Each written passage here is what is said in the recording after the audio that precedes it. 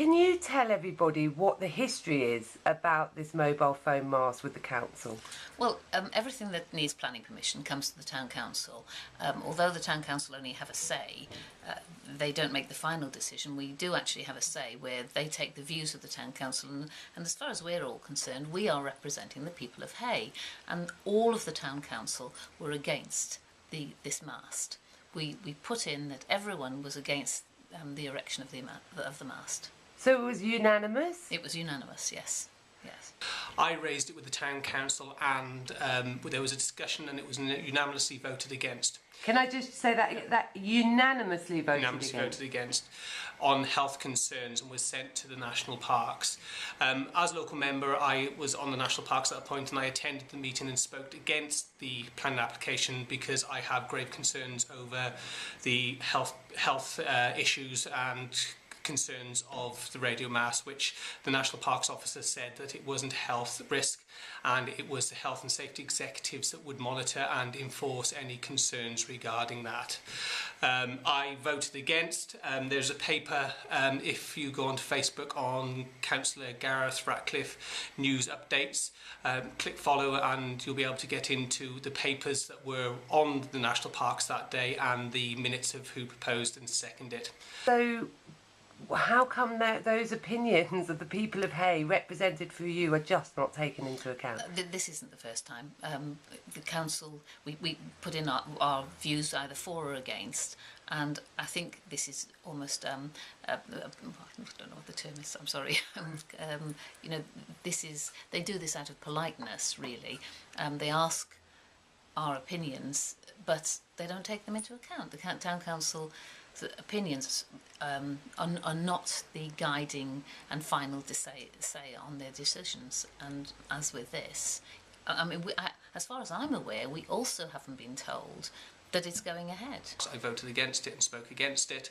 I was the only person on the committee to vote against it. And at Powys level? At the national parks, Brecon Beacons National Parks, and as a local member sometimes you think that they would listen, but they felt on evidence and on the weight of the evidence there was no risk to the health of the public at that meeting.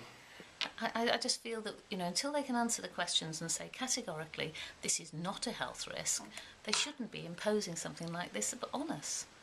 I have since contacted the health and safety executive, and I'd just like to read a statement that they've given to me. Can I just check? This health and safety exec, yep.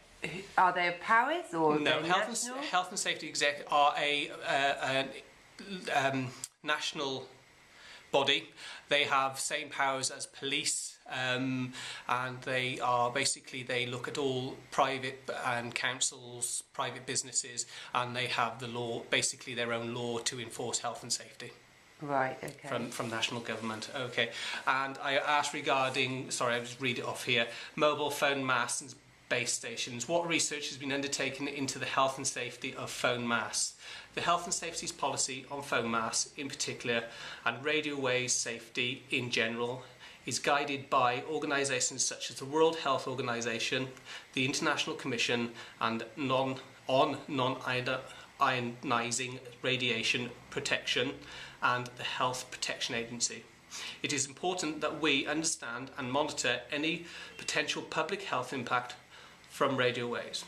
A great deal of research has been and continues to be undertaken, and in weight of international evidence reviewed by these expert organisations indicate there is no evidence of direct link of harm or ill health from working or living close to phone masts.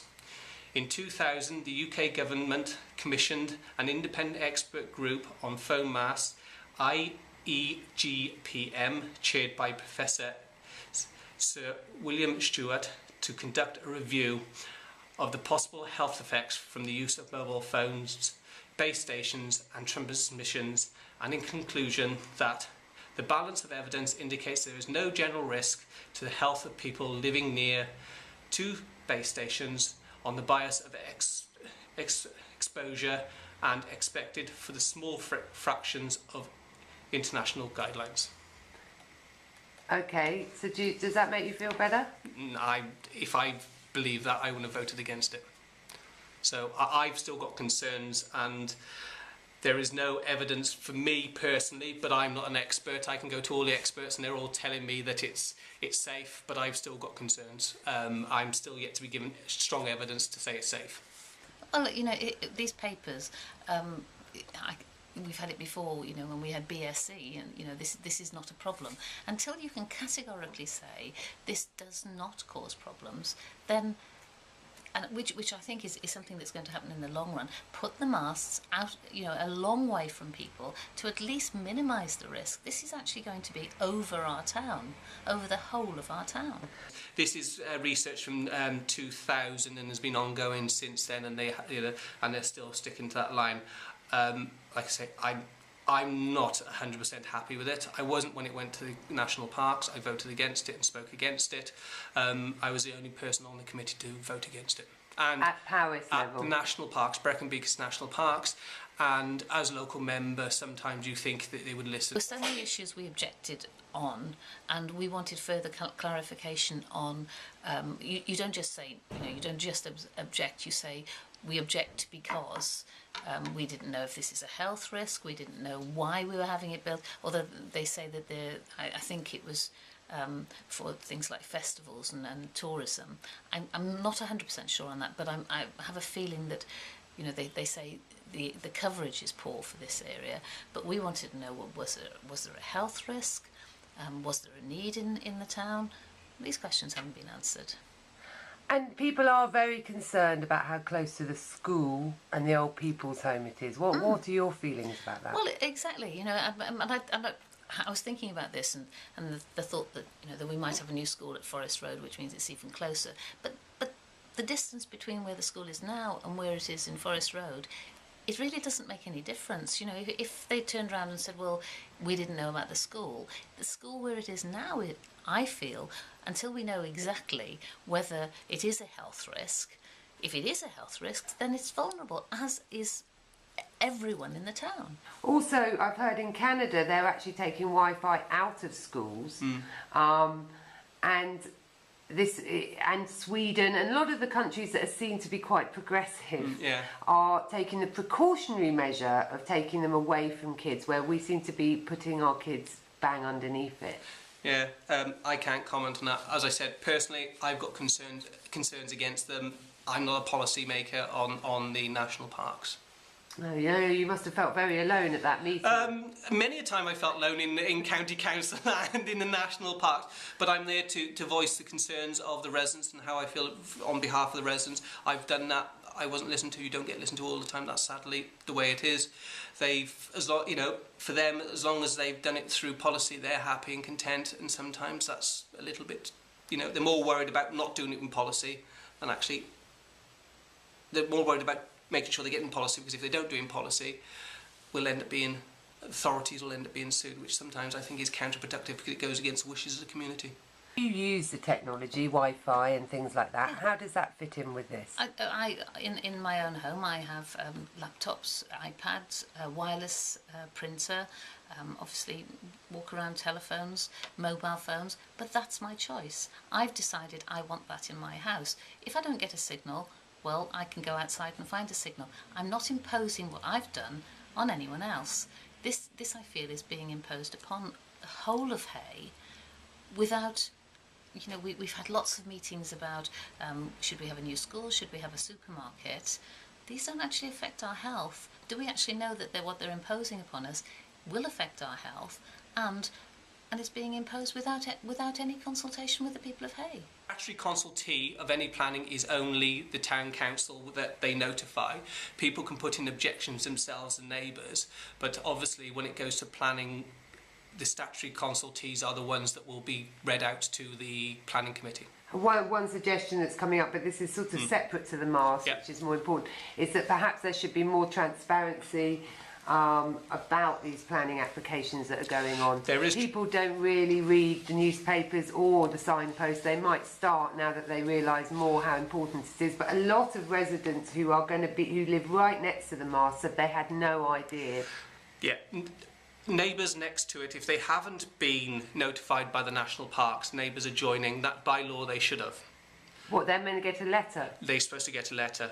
Adjoining properties are supposed to get a letter. What's interesting about this is it does seem to be quite a unifying issue for the town. So far, I was surprised. I thought people might quite strongly be pro the mast. Yeah. But actually, I haven't met anyone yet. No, I can't.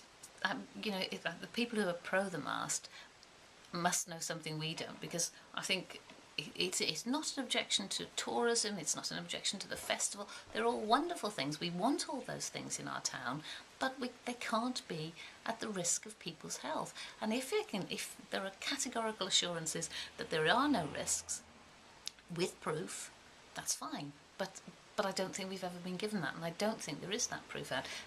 Show us, and then it's different. But I don't think there is that proof yet. I would have thought it's not just about letters being sent to neighbours. That mobile phone mast goes over a large area. So surely letters should have gone to all the households in the area. Yeah. Don't disagree with you, but the planning rules, planning application of statutory consultee is what they've allegedly gone by, and I will check. Do you, as the former headmistress of Hay School, feel that the parents should be getting involved with this? Well, I think, yes, that is one body that should be, but I think we should all be doing it, because this is going to affect everyone, you know. And I know that they talk about clusters, but we know that this area, there seems to be a lot of people who develop brain tumours. Now, is that just, it's a cluster, this is a hotspot and there's no other reason? But until we have the details, everyone, I think we, rather than just have one group who are objecting, yes, have everyone objecting. I think that the parents and everyone else should be saying, let's have the details, don't impose this upon us, let us know why this is happening. Where do we go from here, Gareth? Well, I'll contact the national parks this weekend to ask if to make sure that they're, you know, and say that there's concerns within the community. Was the consultation carried out correctly? Can I have a list of who they were sent to? And we need as a community to start raising concern with O2 as well, and also the national parks and the health and safety executive, because there is, if the health and safety executive say there's stark rules, if the health and safety executive is putting pressure on O2 to start off with, O2 may say, well, actually, do we really want this fight?